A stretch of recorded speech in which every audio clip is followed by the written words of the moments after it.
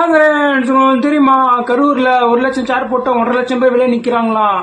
இதெல்லாம் நம்மளாம் பார்த்து ஷாக் ஆயிடுச்சு. இந்த மாதிரி ஆட்சி நான் இருக்க பார்த்ததே இல்லை அப்படின்னு சில தற்கூரிகள் ஃபேக் ப்ரமோஷன் பண்றாங்க, காசை வாங்கின்னு. நியூஸ்ல போட்டு கிளிக்கிறான். சேரு காலியா இருக்குது, ஆளு 200 ரூபாய் கோட்டர் கொடுத்து ஆளை வர வச்சிருக்காங்க. மீட்டிங்ல பேசினே இருக்கும் போது பாதி பேர் கிளம்பி போயிட்டாங்க. அங்க மழை வர வந்து சேரெல்லாம் தூக்கின்னு ஓட்டாங்க. அந்த வாழை மரம் தொங்க விட்டுருந்தாங்க, அதையும் குரங்கோட கேவலமா புடின்னு ஓட்டாங்க. சாப்பாடு செய்யறதுக்கு முன்னாடியே போய் அங்க நின்று சாப்பாடு அங்க ஒரு சண்டை. இன்னொருத்தன் மாநாடு நடந்துருங்க அதை ரெடி பண்ணதுக்கு முன்னாடி அங்க வந்து டாய்லெட் போயிட்டு இருக்காங்க. இதெல்லாம் தற்கூரி குற்றம் கிடையாது, இதெல்லாம் நியூஸ்ல வராது, இதெல்லாம் எதுவுமே பேச மாட்டாங்க. ஆனா விஜய் அண்ணாவோட 2வது பிரச்சாரம் 2வது வாரத்துல பிரச்சாரம் பண்றப்போ அவங்க தொகுதி, அவங்க ஸ்ட்ராங்கா இருக்கிற ஒரு தொகுதியிலேயே அந்த கட்ஸோட பேசியிருக்காரு. ஆனா அந்த ஸ்பீச்சை கேட்கறப்போ ஒரு மாதிரி செம்ம ஃபயர் ஆயிடுச்சு, வேற லெவல் இருந்துச்சு. இனி இந்த வாரம் ஃபுல்லாமே பேச ஆரம்பிச்சிருவாங்க. எல்லாமே கிளம்பி வந்துட்டு இருப்பாங்க ஆல்ரெடி. ஏன்னா கூட்டத்தை பார்த்தா பயம், கூட்டம்லாம் ஓட்டா மாறாது. அப்ப ஏன் பயப்படுறீங்க? அதான் ஓட்டா மாறாதுல்ல, ஓட்டு விழாதுல்ல, அப்புறம் ஏன் பயப்படுறீங்க? பயப்படாதீங்க, உங்க ஆட்சி தான் ஸ்ட்ராங்கா இருக்குது இல்லையா, பாத்துக்கலாம். இல்ல சில பேர் வந்துட்டு ஃபேக் ப்ரமோஷன் பண்றாங்க.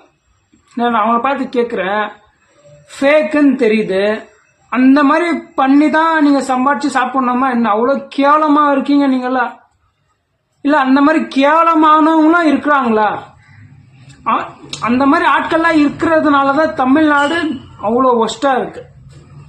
எதுக்கு எத்தாலும் காசு, ஓட்டுக்கு காசு, ஃப்ரீயா குத்தா வாங்கிக்கிறீங்க. ஃபர்ஸ்ட் உங்க ஓட்டை வந்து நீங்க காசு வாங்காம போடுங்க, அப்பதான் நீங்க மக்கள் வந்து எதிர்த்து கேள்வி கேட்க முடியும். நீங்க ஓட்டை வாங்கின்னு போட்டீங்கன்னா அதோட வேல்யூ இல்ல, ஒண்ணுமே இல்ல, வேஸ்ட், டோட்டலா வேஸ்ட். நீங்க காசை வாங்காம உங்க தொகுதியில் என்ன ஒரு பிரச்சனையா, நீங்க கூப்பிட்டு நிக்க வச்சு கேள்வி கேட்கலாம். ஆனா நீங்க காசு வாங்கின பிறகு நீங்க அவனை கேள்வி கேட்டீங்கன்னா ஒரே வார்த்தை சொல்லுவாங்க, காசு வாங்கலையா, நீங்க என்ன சும்மா ஓட் போட்டீங்களா, காசு வாங்கிக்கிறதானே ஓட் போட்டீங்க அப்படின்னு சொல்லிட்டு முடிச்சிருவாங்க.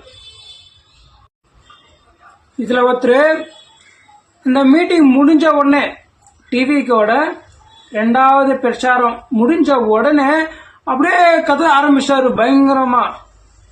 அது பண்ணாங்களா, இது சொன்னாங்களா, அது பண்ணாங்களா. ஏன்னா கூட்டத்தை பார்த்து பயம். ஏன்னா இந்த கூட்டம் அவங்களுக்கு வரல, இது காசு வாங்காம வந்த கூட்டம்.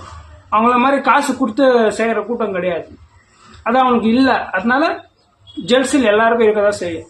எனக்கு தெரிஞ்சு தளபதி விஜய் வந்துட்டு எந்த பிரச்சாரம் என்ன மாநாடு எது வச்சாலும் தண்ணி காலி ஆகுதோ இல்லையோ ஜெலிசில் மாத்திரை காலி ஆயிடும். ஏன்னா அந்த அளவுக்கு எல்லாருக்கும் வைத்தறிச்சல் ஆயிடும், வயிறோட கப்ப நீர். சரி, இவரை எதிர்த்து நீங்க கேள்வி கேட்கறீங்க, ஓகே.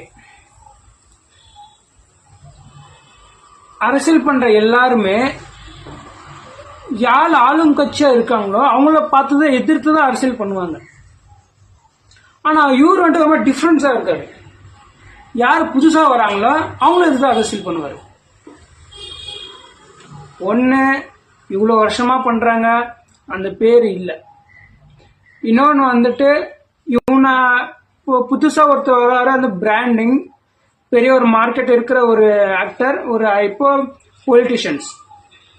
இவரை வந்துட்டு நம்ம விமர்சனம் பண்ணா, அவர் சரியே பண்ணியிருந்தாலும் அது தப்பு நம்ம விமர்சனம் பண்ணா நம்மள வந்துட்டு 10 பேர் பார்ப்பாங்க. ஆல்ரெடி இவனுக்கு 2 பேர் தான் பார்த்துன்னு இருப்பாங்க. ஆனா இவரு பேசினதால இப்ப 10 பேர் 20 பேர் என்ன பார்ப்பாங்க. இப்ப அந்த மாதிரி பண்ணிதான் இவருல இந்த மாதிரி சில பேர் இல்ல, பல பேர் இன்ஸ்டாகிராம், யூடியூப், அது இது எல்லாத்துலயுமே இவரு பேரை வச்சா மட்டும்தான் நம்ம முன்னாடி வர முடியும் அப்படின்னு சொல்லிட்டு நிறைய பேர் வந்துட்டு ட்ரை பண்றாங்க, ட்ரை பண்ணிதான் இருக்காங்க. இப்போ நம்ம இதெல்லாம் பேசின பிறகு சேனல் எடுத்து போட்டோன்னே சில பேர்லாம் கேள்வி கேட்க ஆரம்பிச்சிட்டாங்க. அணில் அப்படி இப்படின்னு சொல்லிட்டு அவங்க கமெண்ட்ல அவங்க வைத்தறிச்சல அவங்க புலம்பிப்பாங்க. அது விடுங்க, அடுத்த விஷயம், அதெல்லாம் நம்ம போக வேண்டாம். நான் வைத்தறிச்சல் பட்டவங்க பேசலாம் செய்வாங்க. ஆனா என்னோட கருத்து வந்துட்டு, நீங்க இந்த ஆக்டருக்கு போடுங்க, இல்ல அந்த ஆக்டருக்கு போறீங்களா, அந்த அரசியல்வாதியா இருக்கட்டும், இல்ல இந்த அரசியல்வாதி யாரா வேணா இருக்கட்டும், ஓட்டு உங்க உரிமை. அதை காசு கோசமோ இல்ல பாசம் நேசம் எது கோசமும் போடாதீங்க. உங்க வாழ்க்கை மாறுமா, நீங்க ஓட்டு போடுங்க. அது யாரா வேணா இருக்கட்டும். என்னோட வீடியோல நான் இதுதான் பொதுவா சொல்வேன். நீங்க ஓட்டு போடுங்க, காசை வாங்கிட்டு ஓட்டு போடாதீங்க. நீங்க ஓட்டு போடுங்க, யாருக்கு வேணா ஓட்டு போடுங்க. உங்க நிலைமை மாறுமா, அவர் வந்தா மாறுமா அப்படின்னு நினைச்சு யாரா இருந்தாலும் அவங்களுக்கு ஓட்டு போடுங்க. உங்கள் உரிமை உங்கள் கையில், உங்கள் வாழ்க்கை உங்கள் கையில்.